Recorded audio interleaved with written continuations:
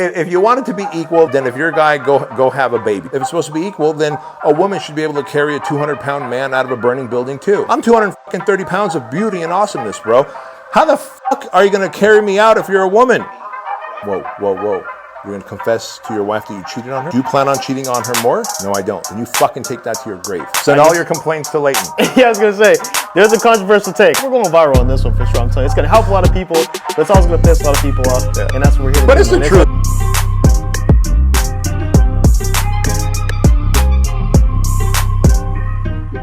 I want to talk to you about a very specific type of person today. Yeah. Obviously talking about a guy, a man, but in a very specific stage in his life. Okay. And it may or may not sound like me. So, okay. Give you a heads up.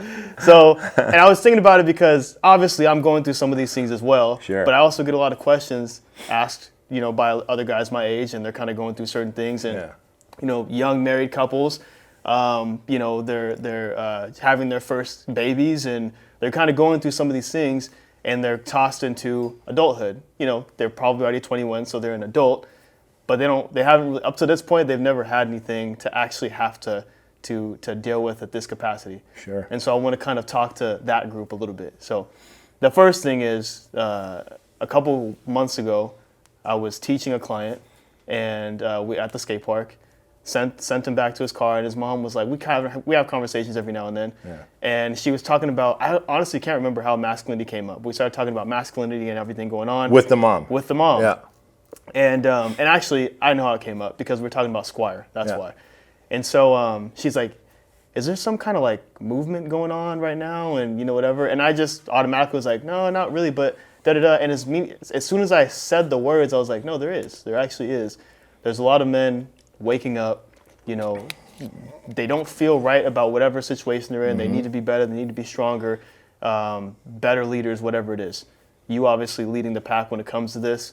I want you to talk for a second to the people that are still in denial about what's going on right in front of our eyes. So that's a really good observation. And here's how we say it. If you take a lion out of the jungle, right? You take a lion out of the jungle and you're like, listen, you don't have to kill and maim a baby gazelle and eat it, because now we're going to put you in a controlled environment where you're guaranteed food every day, 3 times a day, or however much you feed a lion. You're guaranteed water, clean water, and safety. You can't assume that lion, therefore, is just going to be like, just sit there and be polite all of a sudden and docile. That lion still has the instinct to hunt, to kill. It has the desire of what is in its DNA. And so what they've done over the last 15 years to 20 years through big media, Hollywood, politicians, big pharma, all of these giant organizations, if you want to control humanity, like if I were going to go to Mars and I want to control all the Martians, I want to take over their natural resources and control all the Martians. Well, probably the first thing I'm going to do is figure out if they have genders, which of the 2 genders are the protectors, and weaken them. Mm-hmm. Now, I could attack them with guns and knives and missiles and make it a bloody war. Well, we can't do that here because it would be ugly. But if I could take a decade and take those protectors, those aliens, those Martians, and take the male protectors and weaken them and make them feel docile, and they shouldn't be aggressive, and their aggression is actually toxic, and their desire to protect is bad, and you shouldn't have that instinct. Over a decade, soon they begin to believe that. But deep down inside, just like that lion, they're like, yeah, but I still have this hunger to protect. I still feel this need to look after people. I still feel like I need to be a shepherd. And so this is where they failed. For 15, 20 years, they've been trying to brainwash and wash out masculinity out of men. They don't realize that in the heart of man, deep in the heart of man, is a raging fire that you can't put out. And so men are like, okay, I see you're trying to provide everything for me. You want me to be docile. You want me to feel toxic if I feel aggressive, or if I feel I want to protect, or if I feel I want to voice my opinion. But I think there's a place for this. And so men are realizing that more now than ever. And the fire is still there. That fire cannot be put out, even if you want to politically say and position them as toxic or bad or vulgar. And so because of that, now the backlash is beginning. Men are like, hey, I have this feeling inside and I want to explore it. I want to explore it. I want to explore what being a man is. I want to have adventure. I want to battle. And I'm not talking like battle, like go and kill people, but I want to deal with adversity. I want to challenge myself. I want to feel what it is to start a business, to conquer a mountain, to run a marathon, to do an Ironman, to lift heavy weights. And they're like, no, don't do that. Because doing all those things breathes oxygen into that fire. Yeah. Instead, they want you to stay connected to your device. Here, just stay on this device where we can program you and tell you how to think and feel. Weak, stressed, overwhelmed, anxious, depressed. And so men are now coming to life because that fire cannot be put out, period. You cannot put it out unless a man is dead. And so as they're coming to life and they go, hey, are you feeling that way? Yeah. Well, are you feeling that way? Yeah. Are you? Well, so am I. You know what? Let's start searching. And the thing that they created to brainwash us into being docile and weak and fearful and dependent, on that same thing, you hear voices like mine and others who are saying, no, what you're feeling is the heart of a lion, my friend. You're supposed to hunt. You're supposed to be savage, but you're supposed to be servant. You're supposed to be protector, but you're supposed to be provider. And you're supposed to love, and you're supposed to conquer, and you're supposed to stand in the gap and defend. And men are like, that sounds more like it. That's what I'm feeling inside. And so the movement that we're seeing right now, it's literally their system is backfiring against them because it's giving us a voice. Yep. Now that men are looking for it, like wondering, what is this feeling that I have inside? Oh, it's this feeling of wanting to be a man. Exactly. How do I explore this? And men are like, hey, here's how.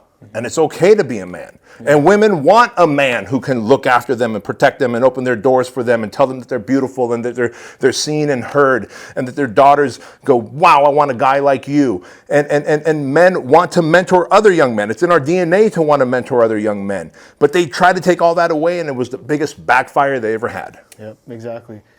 All of that makes sense. It all makes sense. I'm not pushing back on you. Excuse me.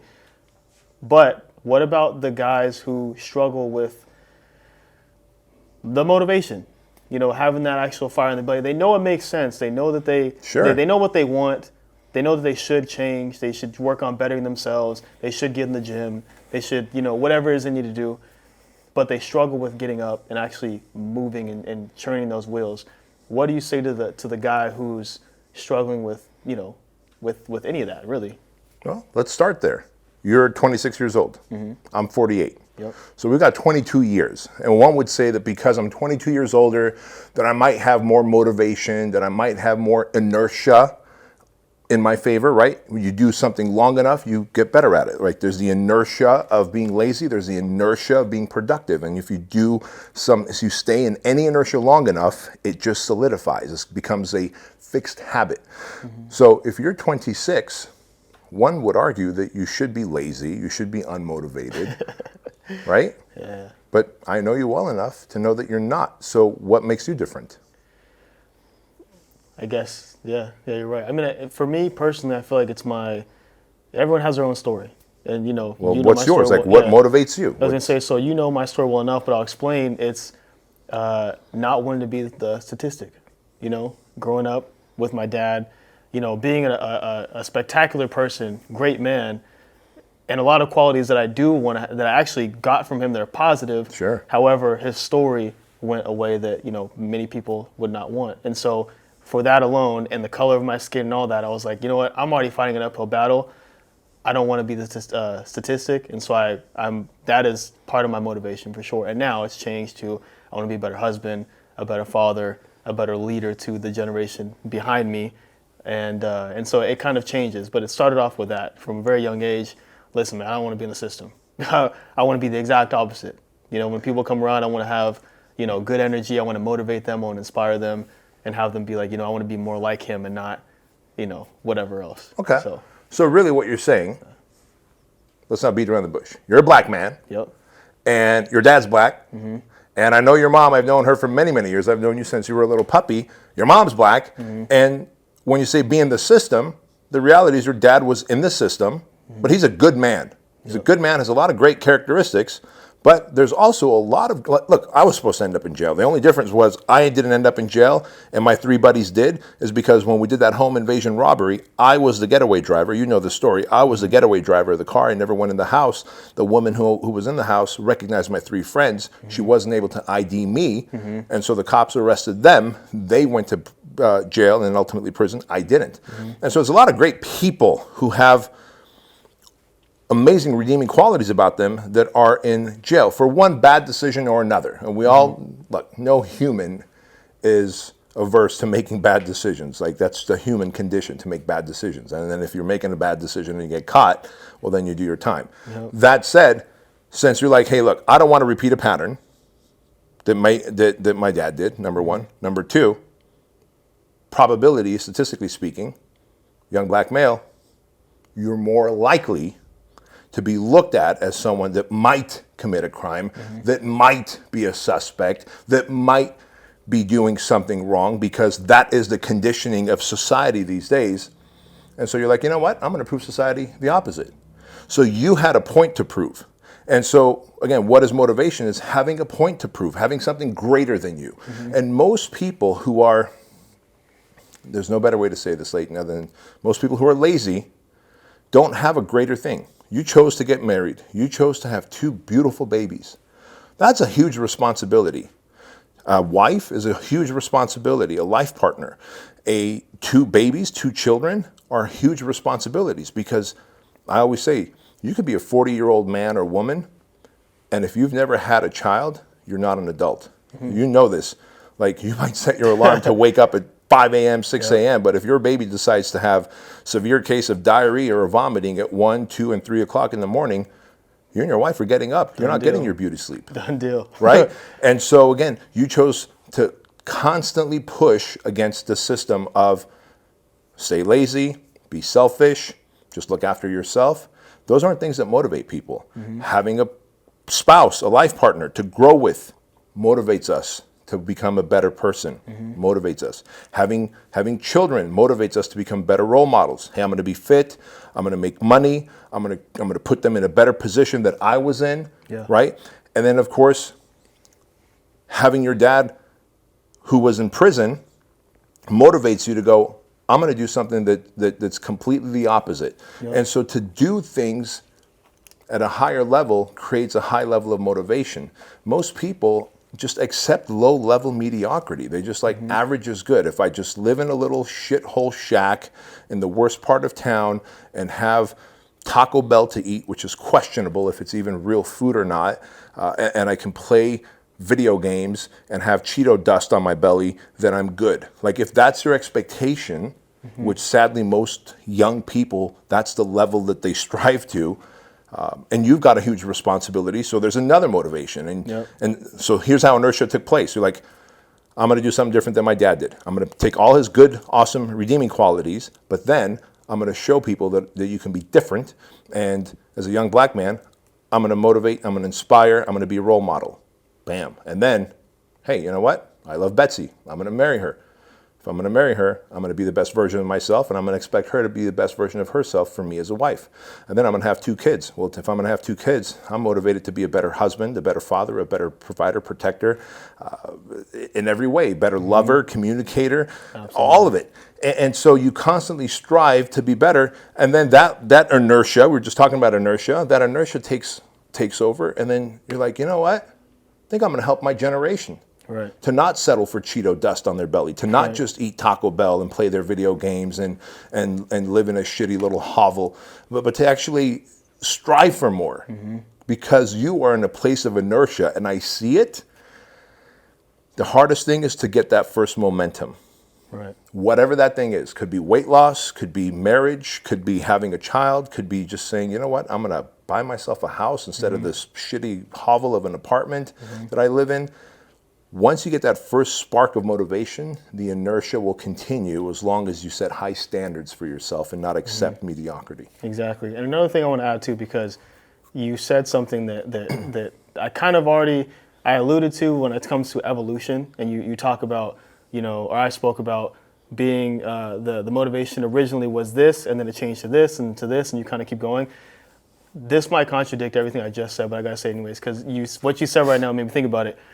I have been butting heads more often with people who have the mentality, more black people, I'll be specific, that are of the mindset of, it's because I'm black. Yep. It's because, it's what it is, man. It's harder out here for us. And, it's just that pity party. It used to that I understand. And I used to, it resonate with me. But now it's like, it bothers me because I'm like, that's not even if, let's say it is true, bro, there's 100 black millionaires I can point out right now who had it way worse than you.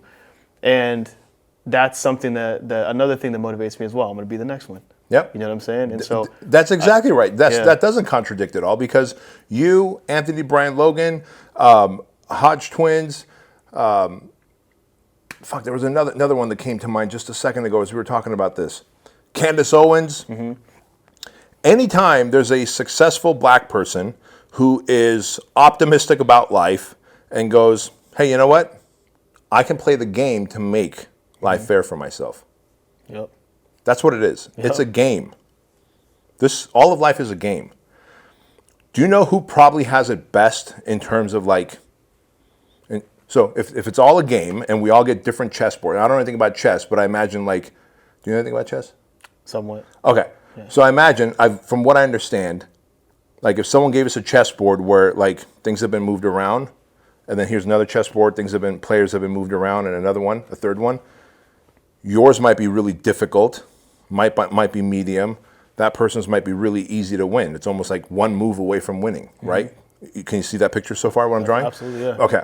So maybe if you're black, guess what? The chessboard's extra fucked up for you. Super scrambled. How about this? If you're black male, it's extra scrambled, yep. right? Maybe if you're a foreigner male and you come in the 80s, because I'll tell you this, me in the 80s where acceptance wasn't that big, when they would yell at me, go back to your own fucking country, I do wonder, did I have it bad as a teen? Or did you have it bad? I often wonder that. If we can, how people go Michael Jordan or LeBron James. Well, two different eras. Exactly. How can you compare them, right? But black teen today or a foreigner into the United States in the 80s mm-hmm. when it wasn't quite the acceptance. Not the thing. Holy shit, man, right? But so what? My chessboard was as scrambled as yours, mm-hmm. or yours was more scrambled than mine, or mine was more scrambled. But I'll tell you, maybe a beautiful, blonde, white chick might have the best setup in terms of chessboard to win. Mm-hmm. But she still has to make the next move. Yep. And she still has to outthink the opposition. Exactly. Otherwise she won't win. It's set up to win more than yours or mine is. Mm-hmm. But so when people push back, yeah, but we're black, yeah, but we're foreigners, yeah, but we live in the hood, yep. Look, bro, it's the game. Yeah. It's a game. No one comes out winning. We all have a chessboard. Your chessboard might be 4 moves away from winning. Yours might be 40 moves away. But if you make the wrong 4 moves, you might fuck it up for yourself. Yeah. And so that's the reality of it. But I'm glad that you're I'm going to be the next black millionaire, because I think being an example and a role model mm-hmm. speaks far louder than just being an advocate and speaking to people and saying, no, we're equal. Exactly. Like Damon John, right? Because mm-hmm. my family, we love Shark Tank. Yeah. His fucking story of how he created Fubu. It's crazy. Holy shit. Yeah. At a time where he's from my generation where you're black and you're from the 70s and 80s. Oh, fuck. The only people that black people had it worse were probably from the 40s and, okay, well then, yeah, because you can go back to the plantations and all that shit. We're not going to go all the way to slavery, but you know what I'm talking about, where they had segregation, different water fountains and all that stuff. Yep. But the dude had it fucking hard. Mm-hmm. And now he's balling on Shark Tank. Exactly. And it wasn't like he was a one-hit wonder with Fubu. He's mm-hmm. fucking making more money with all his new ventures than he ever did with Fubu. So it's a great example of being it instead of talking mm-hmm. about it. And that's what you're doing, man. It's all mindset too, man. It's something, before I get into the next thing, it's Mike Rashid. I don't know if you know who he is, but Mike Rashid said, he said, similar to what we were talking about, let's talk about the chessboards. It's more messed up for this person than it is for the other person, whatever. And he said, well, just change your mindset. Yeah, it's harder. But once you make it to the top, now you have way more skills because you had to go through way more. Mm-hmm. You're tougher mentally, you're all this stuff. Switch your mindset, man. Because growing up, privileged, to be honest, Chino Hills, only child, mom had, good money and I didn't have anything to complain for when it comes to that. I sometimes wish that I struggled a little bit more because it would have gave me an edge or some adversity to get through. So now, see things that maybe I struggle with, I'm like, man, I wish I struggled a little bit more earlier because like your mind always kind of does that sometimes. I have to get out of that mindset sometimes. Bro, I'm befuddled right now. Yeah, my jaw is dropping, yeah, you're like, I grew up privileged. for sure. Yeah, for sure.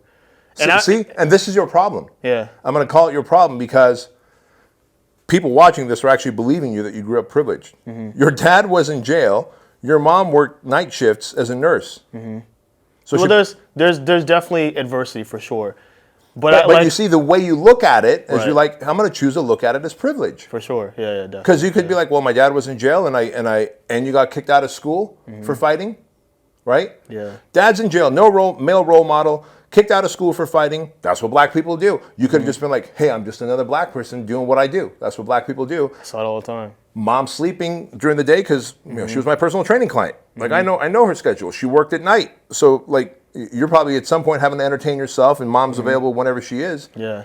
But it's the lens you look at through, bro. Perspective is everything. 100%. You look at it as like, I grew up privileged because I looked at it as my own personal responsibility. Yes, I got expelled, but it wasn't, nobody made me go and fight that dude and then take it as far as I took it. It was more like, dude, you messed up, don't do it again. Now I have the opportunity to change. And so I literally took it seriously from, 14?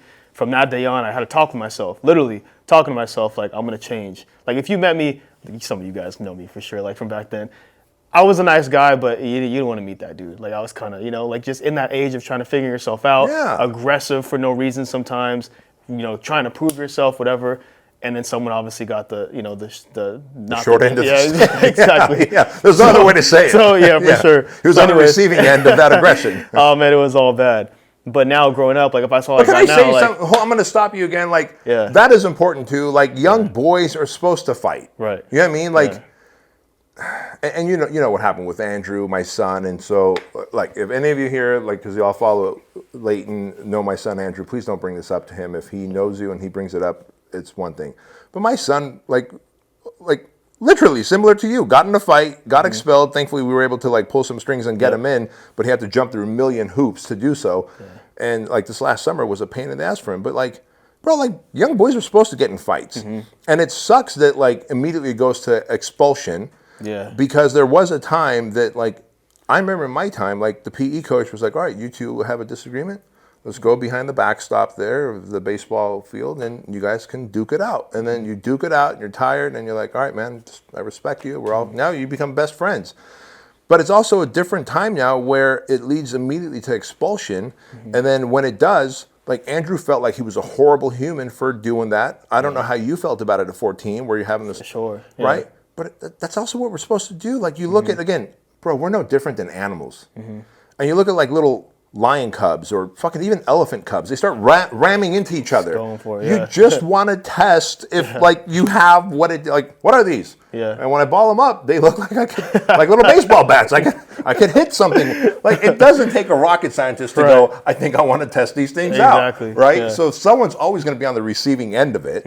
But that's also part of humanity. But again, when we try and go, look, we can't have any of that, then that stuff shows up in a very dark way of like crazy, drug abuse and pornography and self-mutilation, because that aggression must come out either on the sports field, in the boxing ring, on the back of a baseball backstop, somewhere that male aggression must come out.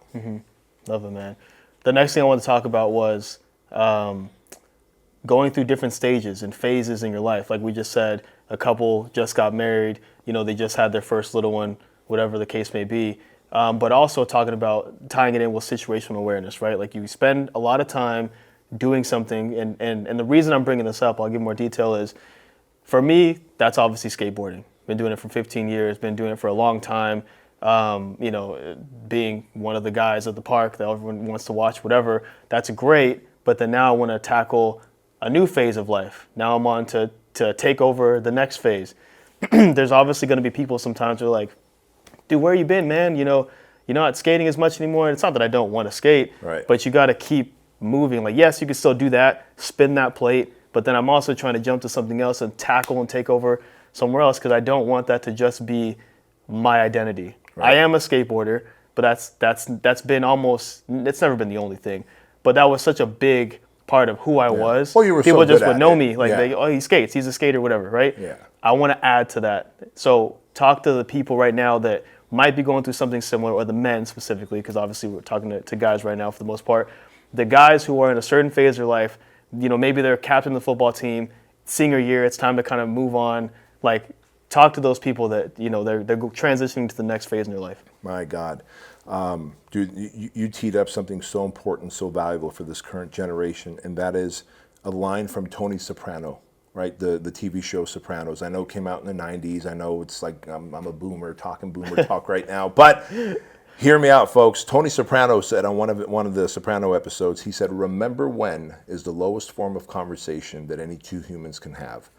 And what I love about you and what I love about my son, because I told this to my son, and I guess this is me telling you now as I mentor you, like, never be the guy that has a remember when conversation. Meaning, let's use the captain of the football team, right? Mm-hmm. Captain of the football team, so at the homecoming and at the prom, like, you're the fucking bee's knees, man. Yep. Like, you're it. And you scored, you threw the best, I don't know what the fuck the football team fucking quarterback I don't either, does. so I can't help you on that. Yeah. But. So whatever the captain of the football team would do or the quarterback would do, you did it at the most highest level. But now if you go on and you get your college degree or you get into a job and you're always having the remember when conversations, like, remember when I was captain of the football team? Remember when I was quarterback? Remember when I threw that 40-yard pass? Remember, if you're having the remember when conversations this early on in life or in your late 20s, 30s, 40s, I always say, like, remember when is the lowest form of conversation that any two people can have, says Tony Soprano. And I say, never peak, the best is yet to come.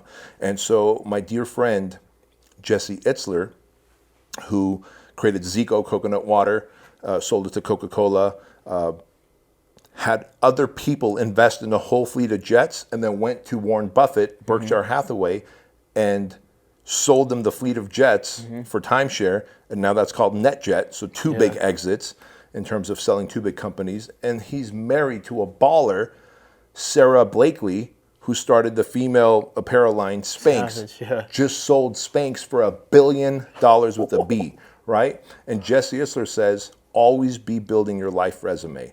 And that's what you're doing, dude.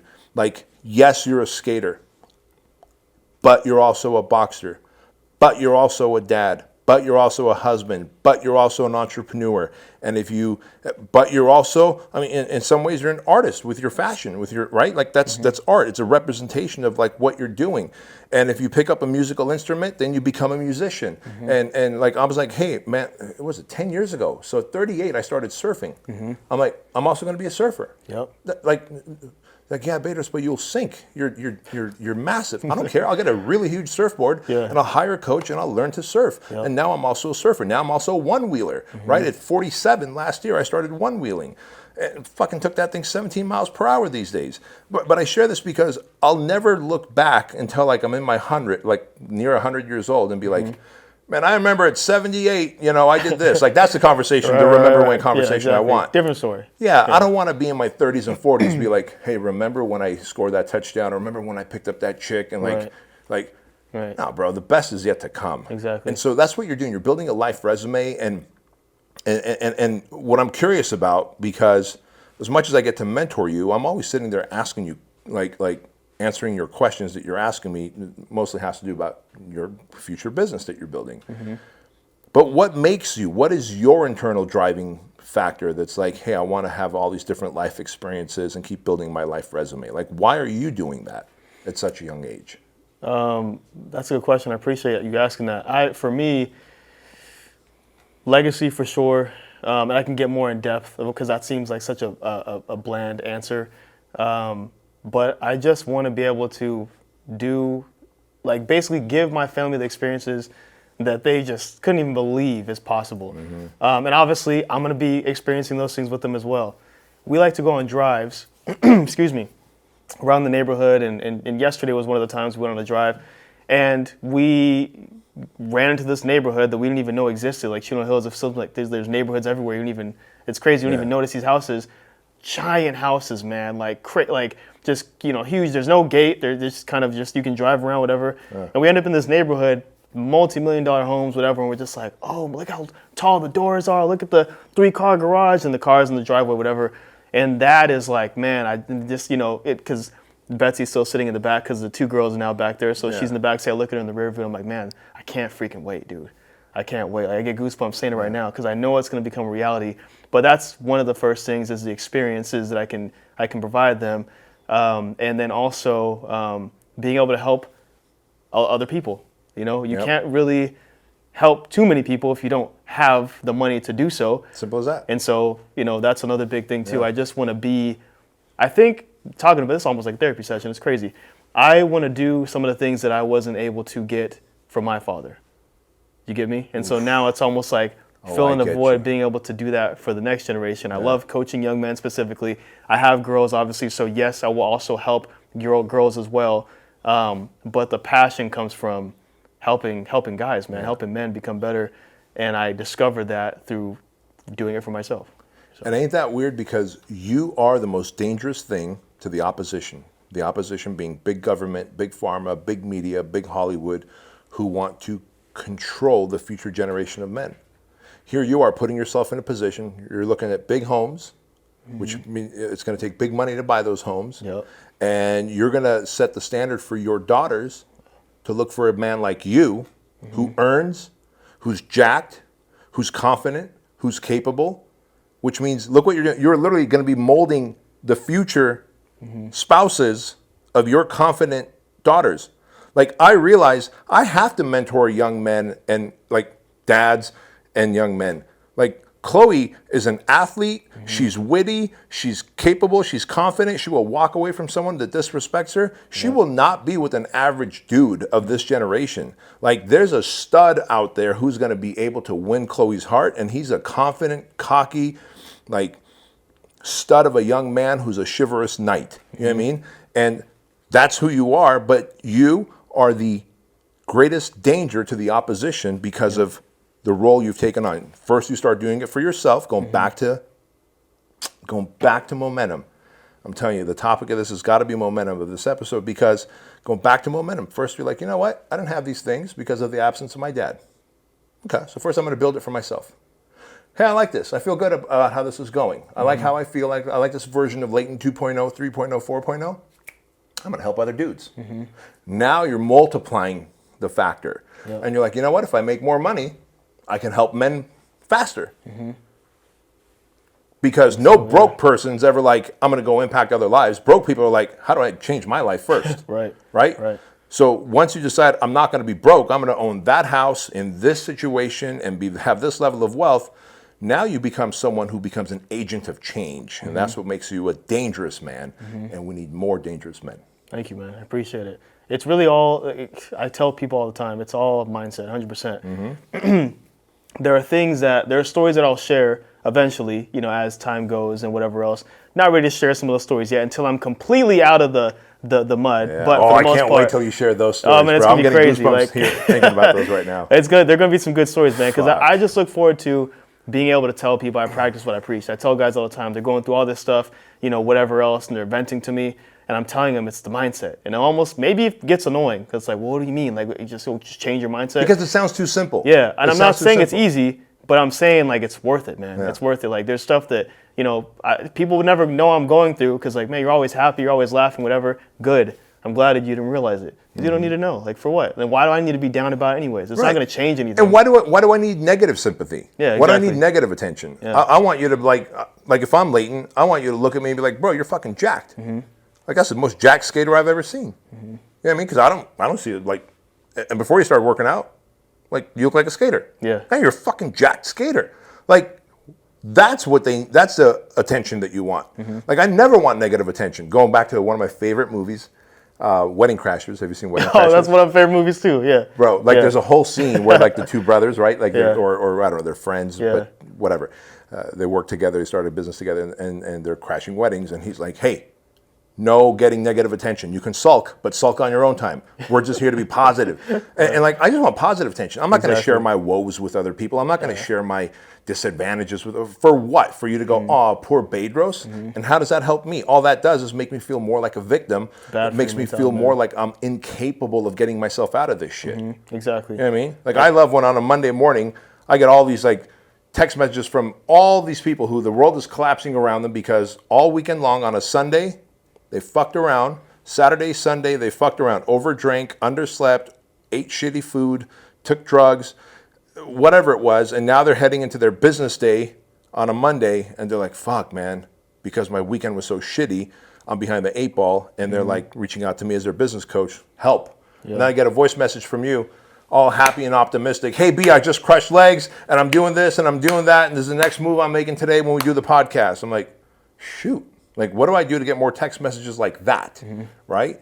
And that's the difference between winners and losers. Like, losers are always trying to get negative attention. Winners are always like, hey, look, man, I have bad things happening in my life too, but I'm not going to shine a spotlight on it. Yeah, exactly. I'm going to shine a spotlight on my wins. Exactly.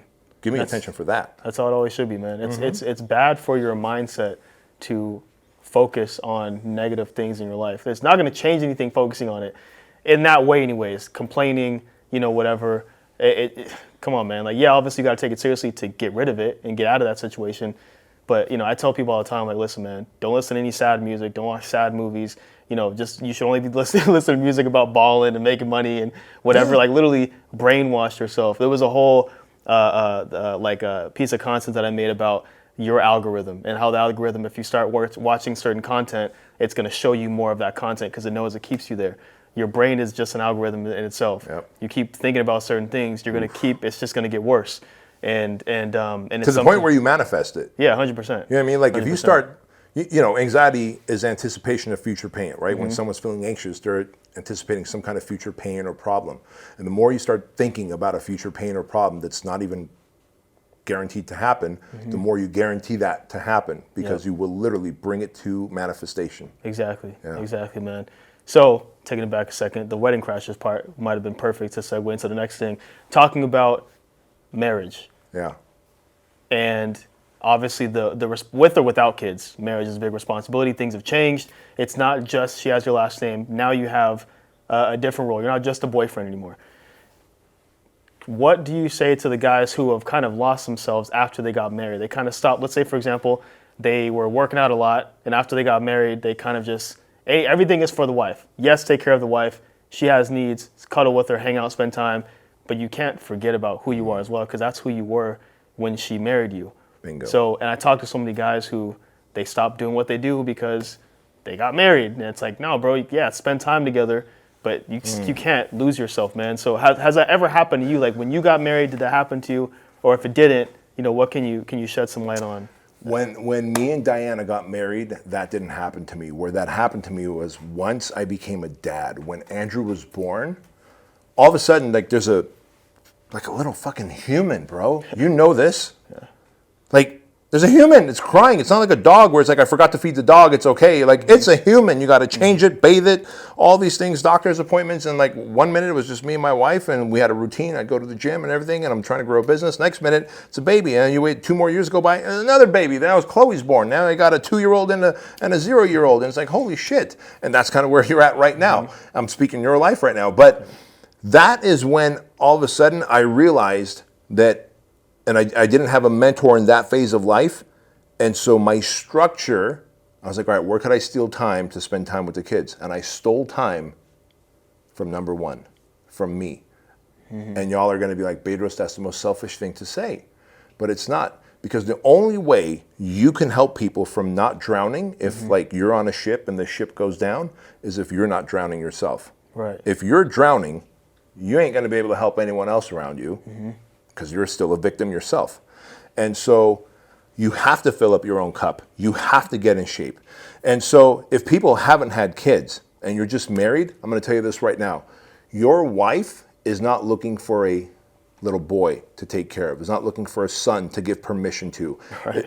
That's just the truth, bro. Yeah. So many men get married and all of a sudden they start asking for validation and approval and permission from their wives. I'm not saying go out and be reckless, I'm saying make decisions as a husband and wife on things that matter. But the more you treat your wife like a mom, the more she's going to treat you like a boy and not a man. Yep. And I can tell you this, I expect my wife to constantly be the version that I married. Obviously not when she's 70 and 80, we'll all be old and wrinkly, but be the best version of yourself at 70 and 80. And I promise to be the best version of myself at 70 and 80.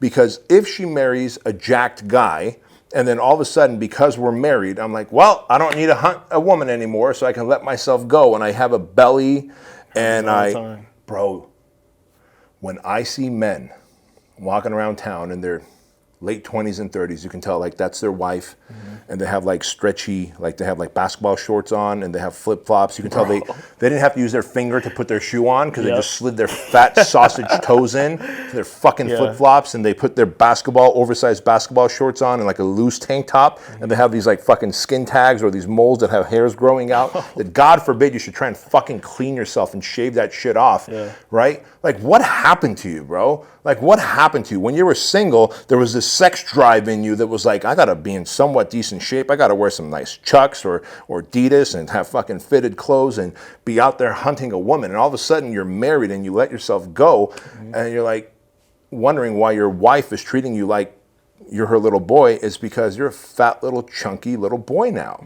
And the moment you show up as a man, you can expect your wife to show up as a smoking hot woman. Exactly. I love it, man. You know, it's crazy too, because I say that too also, but it's you shouldn't ever leave the house not basically, you know, decent, not decent. Right. You know, I tell people, like, I learned that from my mom early on. Like she would, this might be extreme, but I remember one time I saw her putting on lipstick. I said, "Where are you going?" I was probably like 10. So I'm just taking the trash out. I was like, what? Like it didn't make sense to me. But it mattered to her that, you know, she presented herself in a certain way. And that's something that stuck with me. And I also heard a quote that said, the way that your presentation on the outside is representation of how you feel about yourself on the inside. Bingo. And that's, you know, another thing that stuck with me and you know, something I'll never change. That's huge. Let me tell you something about your mom real quick. Yeah. So I didn't, you know, because I ran an outdoor boot camp. So for those of you that don't know, Toy, Lheighton's mom, was one of my personal training clients back in 2004, 2005. And I ran an outdoor boot camp at Butterfield Ranch Park, and I had like, 15, 20 clients at 9 a.m. It was like 8:30 or 9 a.m. outdoor exercise boot camp. Your mom, bro, would roll up looking fresh. Fresh. For a workout, you're like, really? And here's the crazy thing. After a couple months, I heard her telling, you know, like after the workouts, like the ladies would hang out and talk a little bit, and I heard her telling like, oh yeah, I always come here after work. And I was like, excuse me, you come here after work? Like you come to an 8:30 or 9 a.m. workout after work? What do you do? She goes, I'm a nurse, I work a night shift. Bro, she showed up after working whatever, a 10, 12-hour shift, looking fresh, like everything dolled up, full energy. And I was like, damn, no one has a reason to show up anything less. Exactly. You know, and I could see how that transferred over to you. Like we are taught more through role modeling and exampling than ever by being told, man. Exactly. Yeah. And to add on to that, the joke that I always tell people, because I've known you for so long, is like, this is just what it, like when they say like, oh man, you're looking nice, whatever, I can see you're working out, whatever. I mean, listen, man, you spend time with Bear Jones, you become a patriot and you get muscles, and that's just how it goes. Like you just, you know, it just comes with it. I love that. And so, and I'm proud of it, man. So anyways, the last thing I want to touch on, man, is mental health. I don't want to end it on a dark, a dark note, but it is very important to touch on because you obviously personally know a lot of men who, I mean, you know, your wife calls you the I don't want to say the broken man whisperer, but the Pied Piper of broken men. There we go. Yeah. There we go. Yeah. And it's because you carry yourself a certain way, and men respect that about you. They look up to you, even if they're older than you, and they see light, and they feel they can open up to you and talk to you. That's obviously important for men to do that, to not harbor all these, just hold all this stuff in and feel like they're less of a man if they vent or they open up, whatever. Can you touch on that a little bit, like kind of mental health and maybe some healthy vices that men can participate in to help themselves? That's a great question that you bring up, Lheyton. And for men especially, isolation is a deadly disease.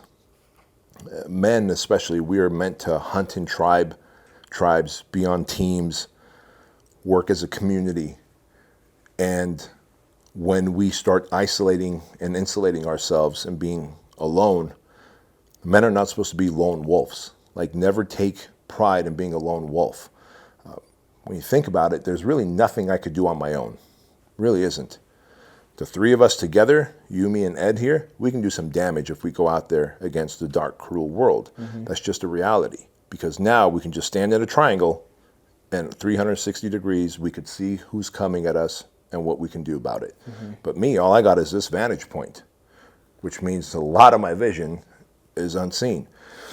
And so I share that with you because a lot of men lately, especially since 2020, have isolated themselves. It started off with stay at home and work. You can't come to work, etc. And before you know it, they're working from home, or that, and it goes back to inertia, goes back to momentum. Because if your momentum is, well, I'm isolated, now I'm hanging out in my basketball shorts, I've put on a few pounds, I've got some dark thoughts, and I'm not going to talk to my friends about it because I don't even see my friends at work anymore. The good thing about people at least going to work pre-2020 was, and as much as I'm a CEO of a company and I'm like, man, I want all my employees working at all times, the reality is I love when my employees and my team members can talk to each other, connect, and how was your weekend, and what did you do? And if you're talking to Ed, and if Ed's like, yeah, bro, I had a hard weekend, then maybe like later on you're like, hey Ed, you want to go talk about it? And maybe you just saved him from making a bad decision, right? But all of a sudden now that's not happening because men feel so isolated and alone, and they think that's how it's supposed to be. And the truth of the matter is suicide rates are higher than ever. Men find themselves having these dark thoughts and feeling hopeless, and the absence of hope is when men want to take their lives. And men are taught that you just need to suck it up. And yes, for the most part, we need to suck it up when we're going through the shit. Just suck it up and keep walking through the shit, because you could only get out of it if you keep walking. But if there's someone there who's willing to give you a hand to pull you through that shit, ask them for a hand. Because if you don't, then the reality is that you start feeling like no one cares, you're all alone, there's an absence of hope, there's no light at the end of the tunnel. The best way to do it is to not be a burden on your family, on society, on whoever, and that's how we end up checking out. When in reality, we've all had it where in a flick of a switch, something happens and your energy changes. Yep. Like I've had it where I'm just drinking a sugar-free Red Bull and my energy changed in terms of like, got a little more optimistic, or just got a text message from Joan that we just got a $100,000 wire transfer from a new coaching client. Oh, that was like boom. One little win can take you from dark pessimism to happy optimism. But if you don't create the opportunity for that little win by putting yourself around people who could support you, who could talk to you, who could maybe just be an ear to listen to.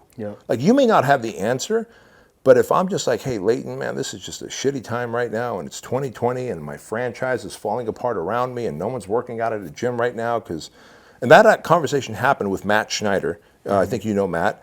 He's one of our project instructors. At the time, he was the compliance officer for Fit Body Bootcamp. March 16th of 2020, I announced to all Fit Body Bootcamp owners worldwide, our franchise owners, we need to shut down for 2 weeks, flatten the curve. After a month, I realized this is going to go on forever. Right. You guys got to open up and sanitize yourselves and people and still keep training, because we need fitness, we need community, we need to be around each other so we don't get depressed. Well, of course, the government didn't want that to happen, so the government kept finding places. And so my gyms stayed shut down. Some of them opened, but most people followed the rules, which is a whole nother podcast that we've got to do at some point, where there are laws and then there's like your true rule. Like your gut will tell you if this law is right or not. And you have an obligation to not follow a law that you know is not good for you or humanity. And we're seeing so much of that now. But anyway, so one day, about 4 months into the pandemic, we've lost at this point about 150 franchise locations. And I'm just like seeing this company that I built crumble around me. And while I can keep a stiff upper lip to everybody else, in my leadership meeting that we had that particular day, I turned in my resignation.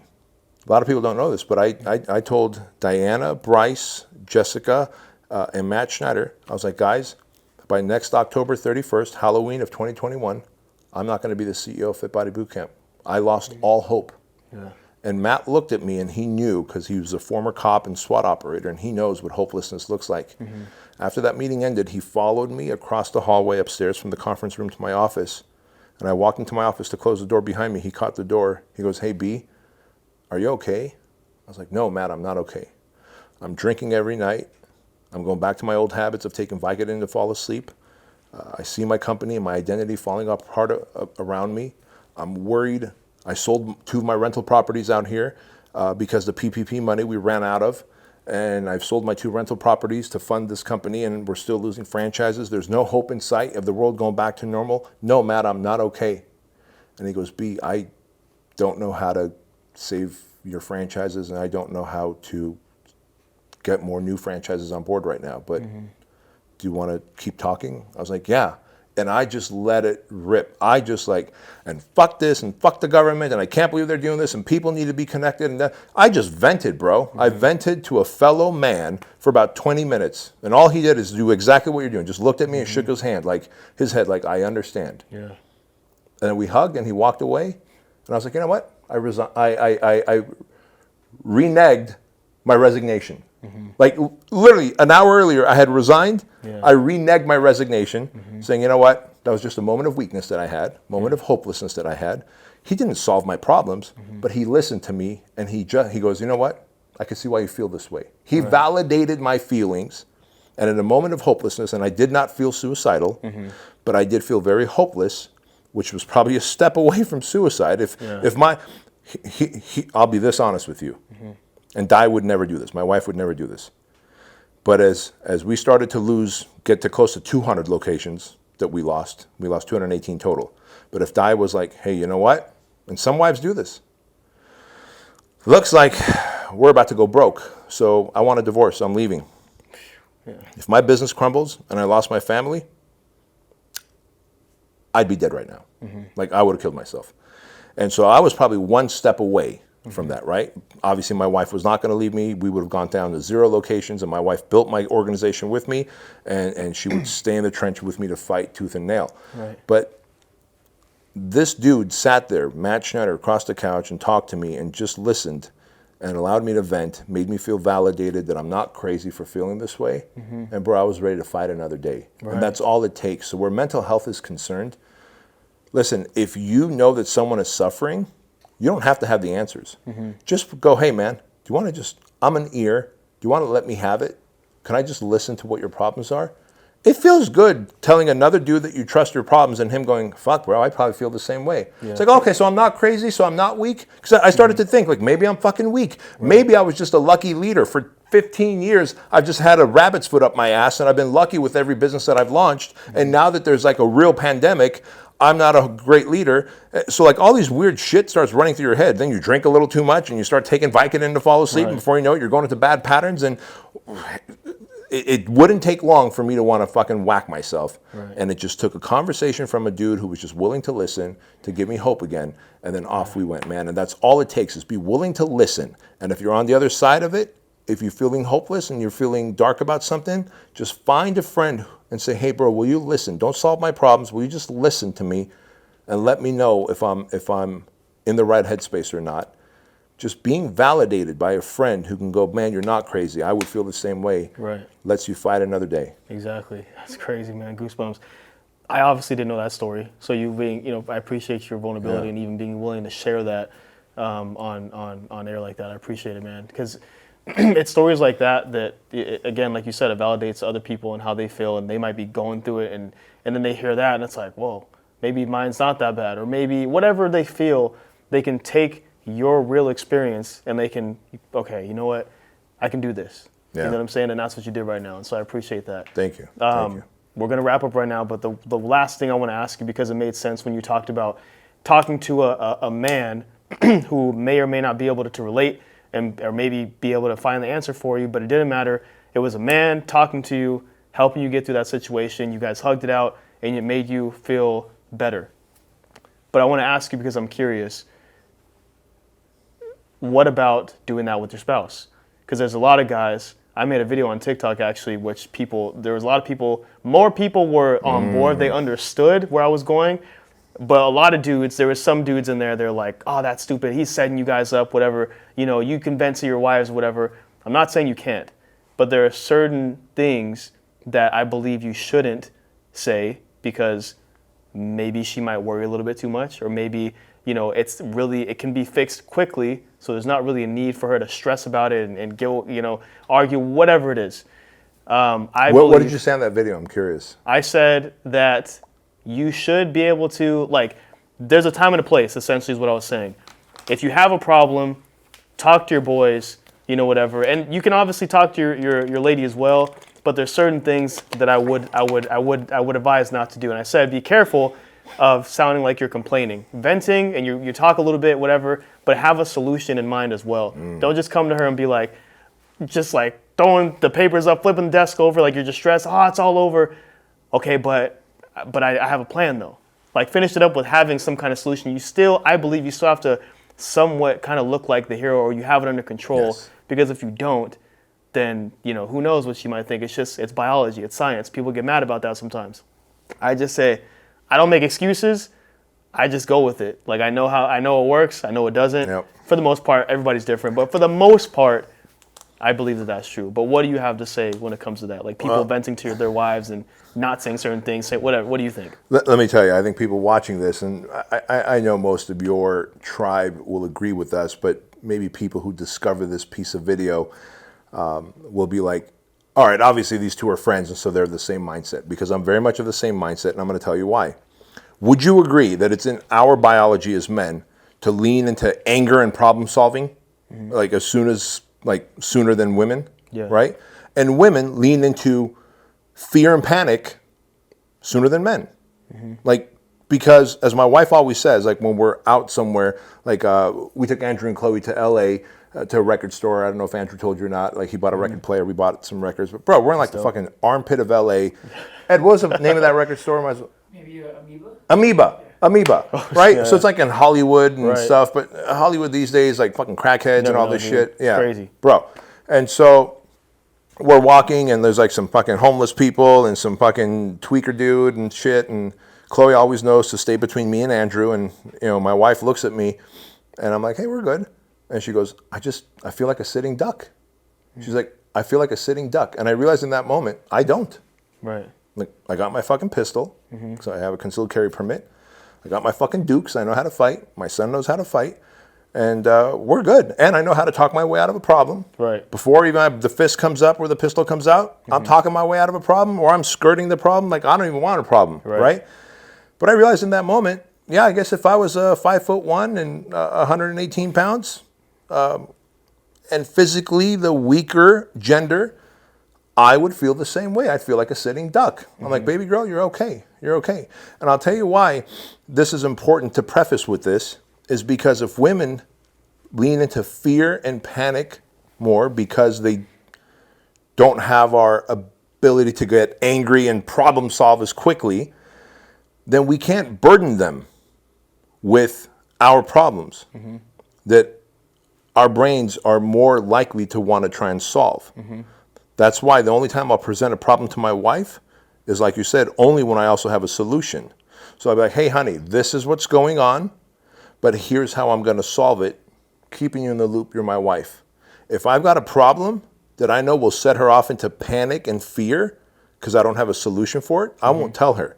And during the project, I always tell men, you know, some men that come to the project will, you know, we have a lot of journaling time, and they'll talk about how they've cheated on their wives, and, you know, they feel horrible about it. And, you know, now that I'm doing it at the project, I realize that's something I need to confess to my wife. I'm like, whoa. You're going to confess to your wife that you cheated on her? Yeah. I want to come clean. I want a clean slate. Like, do you plan on cheating on her more? No, I don't. Then you fucking take that to your grave. Because you're a man, you fucking did that, you carry the weight of that.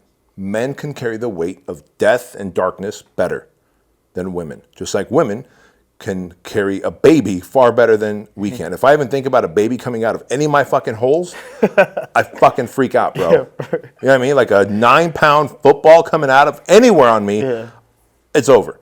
Ain't gonna happen. And so women have a superpower, men have a superpower.